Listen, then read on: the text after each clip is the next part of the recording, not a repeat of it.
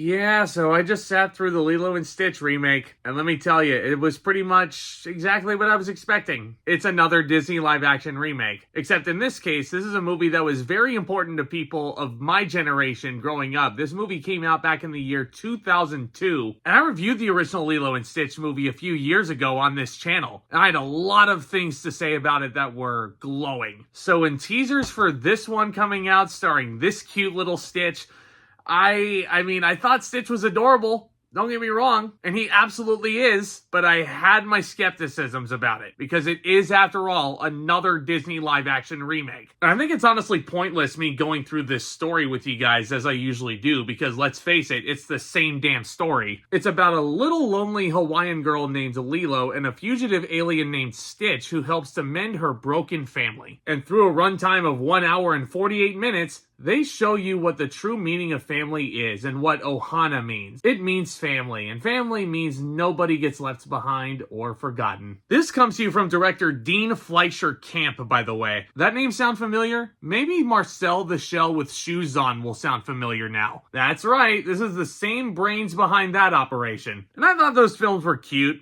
They were cute enough. The feature, the shorts, you know.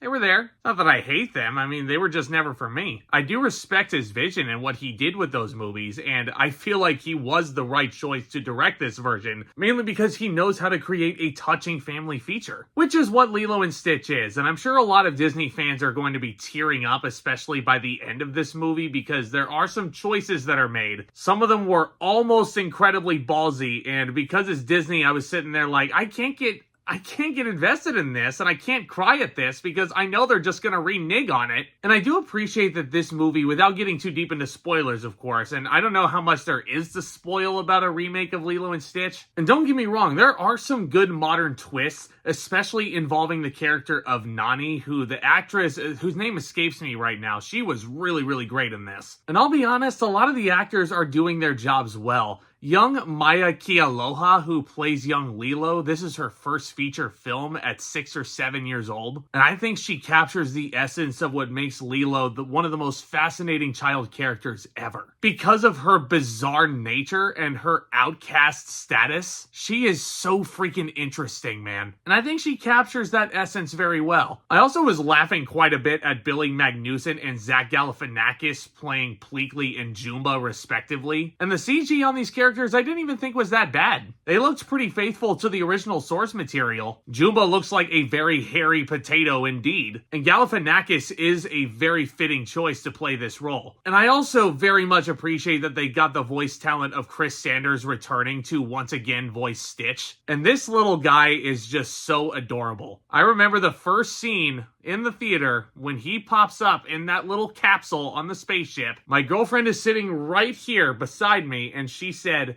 "Oh, he's so cute. Oh, he's so cute." And everybody, I'm sure, is going to be saying the same thing about Stitch. And there's no denying that. And as a remake, and let me just say this for the record, this is a very low bar. This is probably one of the better Disney live-action remakes out there, because it's certainly an enjoyable movie. I didn't hate my life sitting through this like I did with movies like, I don't know, like Snow White, thinking about it more and more. Thinking about it like Pinocchio, even though I kind of gave that a better grade than I should have given it. Yeah, a lot of choices in those movies kind of betray the original source material. This one thankfully doesn't. There are some glaring omissions and some questionable choices when it comes to the characters and their background. For instance, like the character of Cobra Bubbles. He was a very interesting presence in the original Lilo and Stitch, because not only is he the social worker who's looking after Nani's case as Lilo's guardian, but he's also undercover for the CIA. That is so intriguing. This time around, they split that up. Bubbles is still a CIA agent, but they have a separate lady being the social worker. And it's almost like I forget about that social worker sometimes. It's like they just delete her from certain scenes. It was weird. And like I said, there are a couple of iconic moments from that original Lilo and Stitch that were omitted. Like, how do you have a movie with Stitch voiced by Chris Sanders and not have him yell, "Blue punch buggle"? Like, how does he not say that? And also, this scene was omitted, and it made me very sad. Hey! Which way you going? Stupid head! Even at 28 years old, that scene makes me piss my pants with laughter. And I stressed a little while ago that this version of Lilo and Stitch runs at 1 hour and 48 minutes. By comparison, this version of Lilo and Stitch, the original classic from 2002, 85 minutes. And it's the same story. It gets its point across. I had the same problem with Aladdin, which I still feel like, in my personal opinion, is the worst of the worst Disney live-action remakes. I hate that version because it's too damn long. It's 2 hours and 10 minutes. That original Aladdin was only 90, and you get the same story, and it's so much better of a pace. This version of Lilo and Stitch, you definitely felt the pace, and you felt it slog a little bit, and it's almost like you can only watch Stitch be adorable and get into these shenanigans for so long. Like, there's a scene where he gets into it at a wedding because he sees this big gigantic cake and he is just entranced by it. You could delete that from the movie and you probably would not have missed much. It legit just feels like adorable B-roll footage. So, I don't know. I mean, it sounds like I'm going on a big gigantic tirade against this movie. I did not hate this version of Lilo and Stitch. Let me make that perfectly clear. To be quite honest, I might actually go back and watch this version again, because the modern twists that they put into it were actually pretty smart, especially involving the character of Nani and the ramifications of her character, her aspirations and her career, where she wants to go with her life. Like, that adds a whole new layer to things, and I thought it was really intriguing. And those of you who watched my original Lilo and Stitch review, the Lilo and Nani relationship and dynamic as it was in the animated film was just unbelievable.